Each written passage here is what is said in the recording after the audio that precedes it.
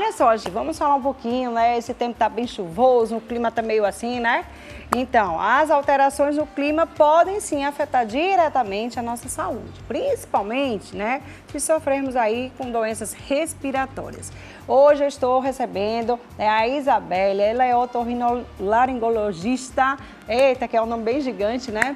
Mas a Isabelle Braz está aqui, é minha convidada de hoje. Ela vai falar um pouquinho sobre este assunto. Você que está em casa, que tem alergia, que tem filhos alérgicos, né? Se quiser tirar suas dúvidas, você pode mandar um WhatsApp para cá, para o nosso programa, tá? Esse número aí que a gente vai colocar aqui no rodapé, que é um 98145 7570, 98145 7570. Ela vai explicar um pouquinho quais são as doenças causadas, gente, pelas mudanças climáticas, quais são os sintomas e também seus possíveis tratamentos, tá? Então, é isso. Se você tiver dúvidas, mande áudio, mande mensagem, tá bom, minha gente? Fiquem à vontade. A casa é de vocês.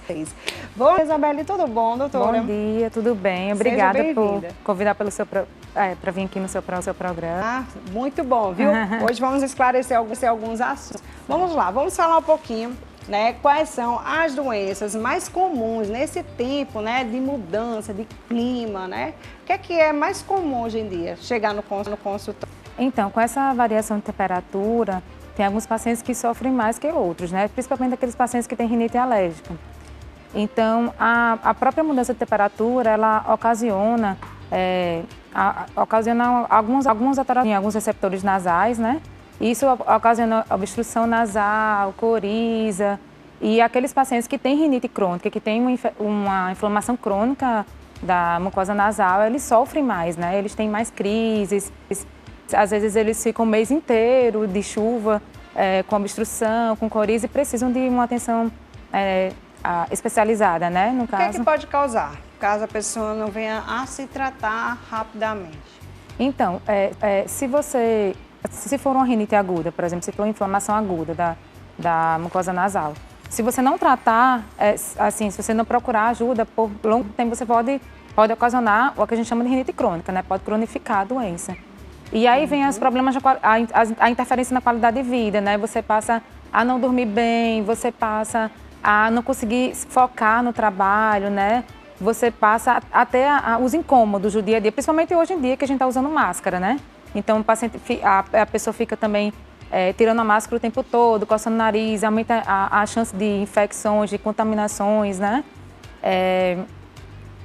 E fora o incômodo que é ficar o nariz gotejando, espirrando. Hoje em dia todo mundo, se você dá um espirro, todo mundo olha, né? Covid. Pois Covid. é. Ai, meu Deus do céu, vá-se embora. Vá fazer um teste. Inclusive aumenta as chances de você pegar doenças infecciosas mesmo, como o Covid, né? Com certeza. Aumenta porque você vai ficar o tempo todo tirando a máscara, coçando o nariz, limpando. Então, você vai levar mais vezes a mão, né? A face. Então, aumenta realmente a chance de contaminação. Existe um tratamento para rinite? Existe. Existe o tratamento medicamentoso, né? Que são através de antialérgicos, né? Os antihistamínicos. Você tem que estar tomando sempre antialérgico, direto? Ou não, depende. Outra? Como é que é? Depende, assim a rinite, ela é dividida, certo? Em uma rinite leve ou rinite moderada grave. É dividida em duas, na verdade. Um quadro leve é aquele quadro que não interfere no sono, não altera a qualidade de vida. Então, esses pacientes eles vão ter crises esporádicas, né? A cada 2, 3 meses tem uma crise de rinite, aí procura o consultório, a gente trata e fica por ali mesmo. E tem aquela rinite mais grave, né? Que vai interferir na qualidade do vida do paciente. Como eu falei, o dia inteiro ela tem problema. Vixe, não, é uma frequência mais de 2 vezes na semana, sabe? Chegando até, às vezes, a ser todos os dias, quando é grave. E a pessoa atrapalha um dia a dia em questão de concentração, em questão até da pessoa se sentir desconfortável em relação aos outros, né? Sim. E atrapalha bastante o sono também. Então, nesses quadros de rinite de moderada a grave, a gente sempre tenta o tratamento clínico, que é medicamentoso. Então, você tem antihistamínicos, alguns outros antialérgicos que a gente pode associar. Muita lavagem nasal, que eu sempre recomendo. Tem rinite crônica, sempre está lavando o nariz, principalmente nessa época do ano. E corticoides nasais. Não funcionando, a gente vai passar para outro passo, que é a questão das vacinas, né? Sim. Que é a terapia imunológica. E aí você se não melhorou o tratamento clínico, você vai para a vacina. Em alguns casos, você precisa realmente ir para o tratamento cirúrgico, que a gente faz também. Ah, Que é, não sabia. Esse é um tratamento cirúrgico. Mas o tratamento Esse é cirúrgico... o último caso mesmo, né? Uma pessoa que tem muita alergia, eu acho, o dia inteiro fica espirrando, na verdade, coisando. Seria essa? Na verdade, o tratamento cirúrgico, ele não é para tratar a alergia, porque a alergia é uma condição sua, né? A rinite alérgica, que eu digo. Na verdade, o tratamento cirúrgico é para facilitar a entrada de medicação na mucosa nasal, sabe? Então, tem algumas pessoas que passaram tanto tempo com o nariz inflamado que aumenta os cornetos, que são aquelas... que é a carnezinha que fica dentro do nariz. Sim, sim. Então, isso dificulta a entrada na medicação, né? O tratamento da rinite, se tiver muito aumentado. Também tem a questão do desvio do septo, que às vezes atrapalha também o tratamento. E tudo isso a gente vai avaliando no consultório o que a gente pode fazer para o paciente. Mas, realmente, a opção cirúrgica é quando a gente consegue acabar com toda a parte clínica, né? Não resolveu, aí a gente vai pensar no cirúrgico, ver como pode ajudar da melhor forma o paciente. Uma pessoa acorda com rinite todos os dias, só acorda, mas depois passa. Né? Só na hora que acorda, meia horinha ali, pronto. E aí? A gente pode considerar isso... Moderada, é mais... Moderada. Mais... A gente considera como moderado porque é diário, entendeu? Isso. Mas, assim, não chega, pelo que você está me falando, é algo que não chega a interferir na qualidade de vida do paciente. Não. Aí, nesse caso, geralmente, a gente consegue resolver com tratamento medicamentoso. Agora, o paciente tem que seguir direitinho, né? Usar as medicações, geralmente são meses de medicações, 2, 3 meses de medicação. Então, seguindo as regras, seguindo o tratamento médico direitinho, geralmente consegue. Vamos lá, tem gente que não para de espirrar. tinha, já chega a gente e faz, lava o rosto, por exemplo, do menino, lava o rosto do menino que vai melhorar, joga debaixo d'água que melhora. Isso resolve ou só um antialérgico para melhorar? Não, o que pode resolver é a lavagem nasal, né? Porque o que acontece nesses pacientes, né? Bem, vamos pensar bem, né?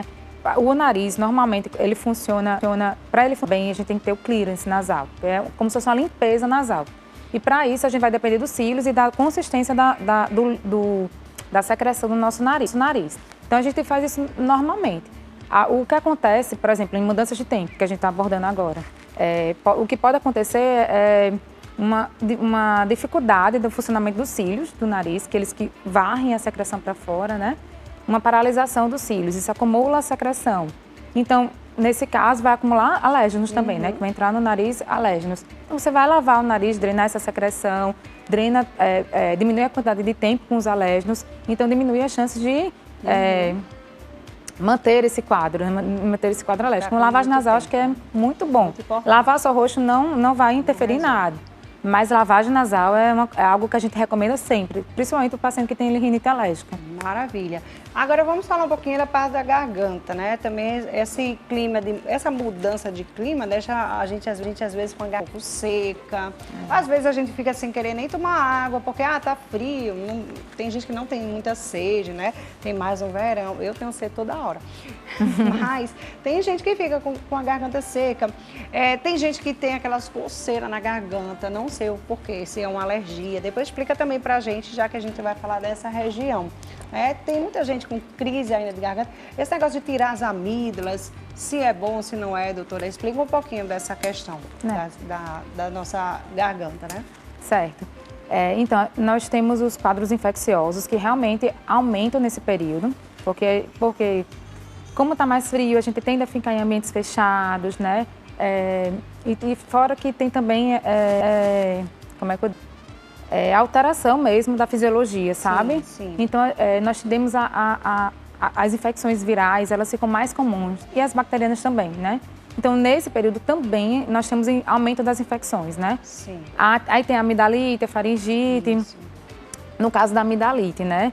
Não é todo quadro de amidalite, de infecção das amígdalas que a gente tira a amígdala, não. Tem as indicações médicas, que é aquele paciente que tem amidalite crônica, por exemplo, passa 3 anos, tendo 3 vezes ao ano infecção de garganta, né? E o uso contínuo de antibióticos, de corticóides, anti-inflamatórios. Doutora, quando eu era criança, eu vivia com muita crise, eu vivia tendo muitas crises, né? Eu vim fazer adulta já, porque eu disse, não aguento mais, tira tudo.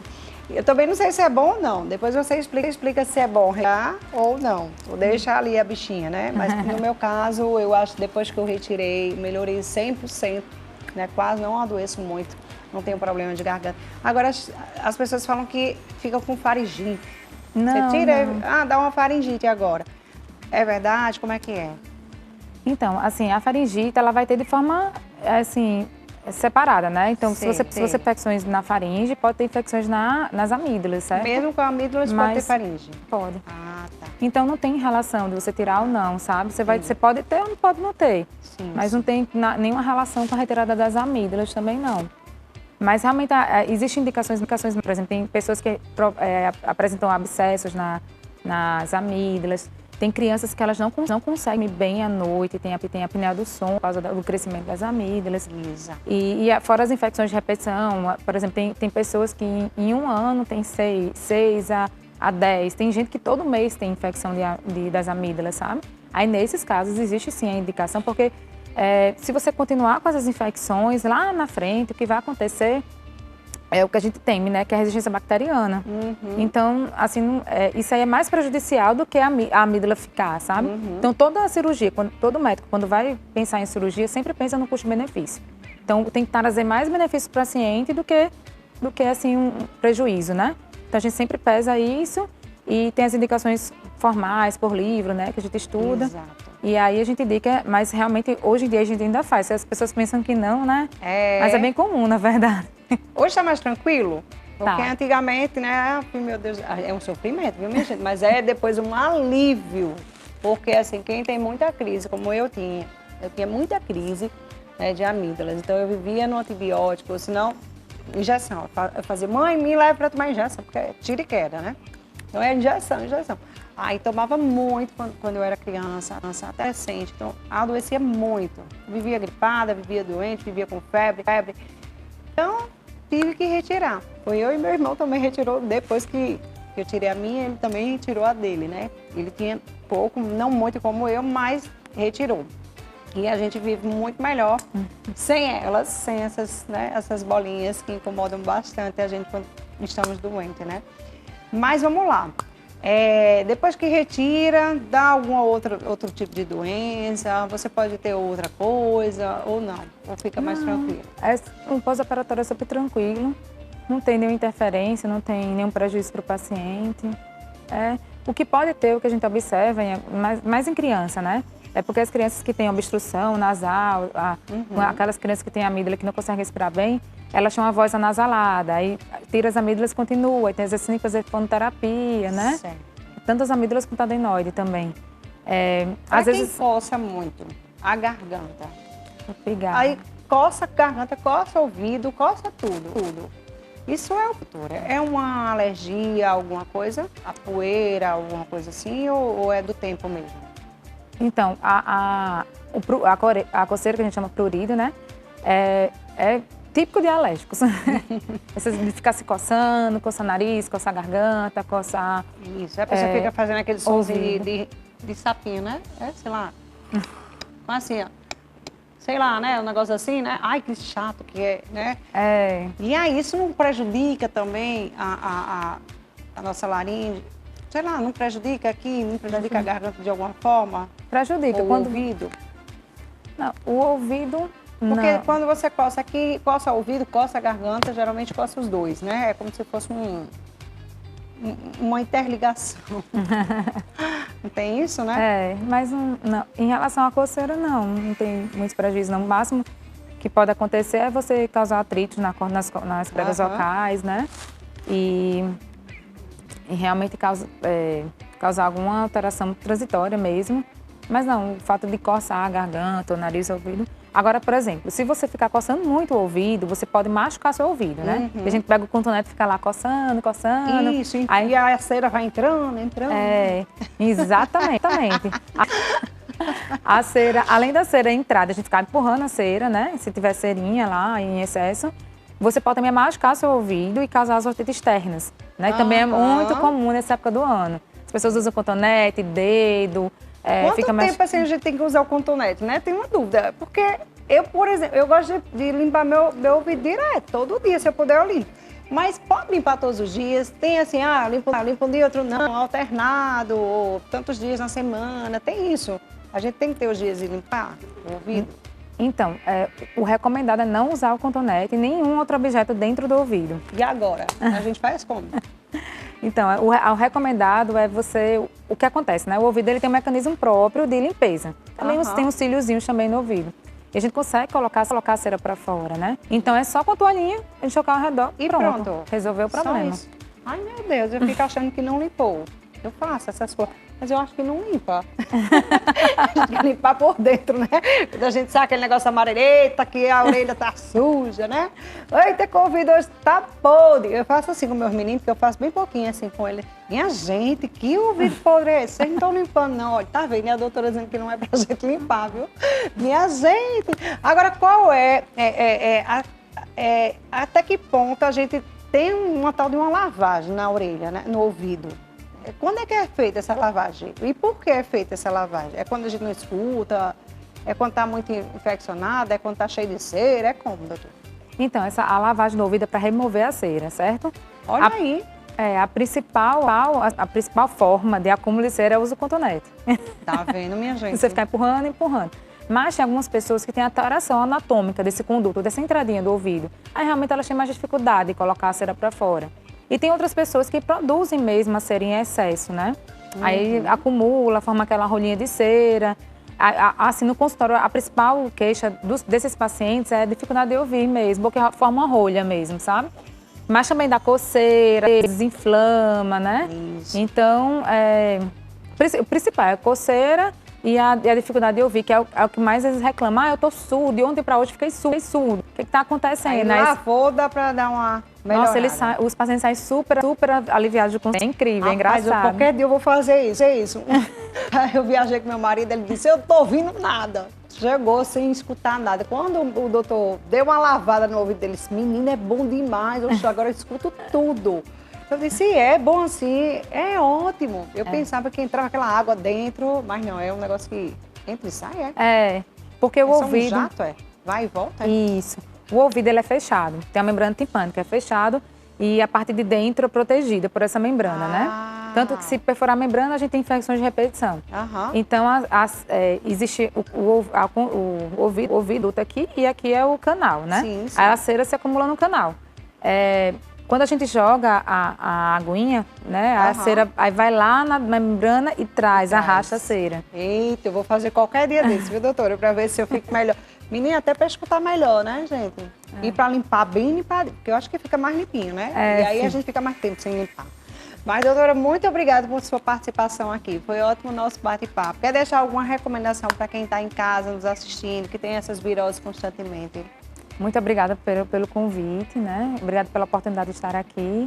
A dica que eu dou nesse período de variação de clima, principalmente para os pacientes que têm rinite, é a lavagem nasal. Sempre lavar pelo menos 2 vezes ao dia. Se você trabalha em ambientes fechados também, lavar vez ou outra o nariz, né? Que é para tirar os alérgenos, tirar a secreção, ajudar o clearance nasal, a limpeza nasal. Tá certo? Obrigada, viu, doutora? Muito bom, viu, gente? Tá aí, viu? Dicas maravilhosas. Vocês que têm filhos, vocês que têm problema com alergia, faça direitinho. E se continuar, vai no otorrino, porque eu tenho certeza que eles são os melhores para indicações do que vocês podem fazer, tá bom?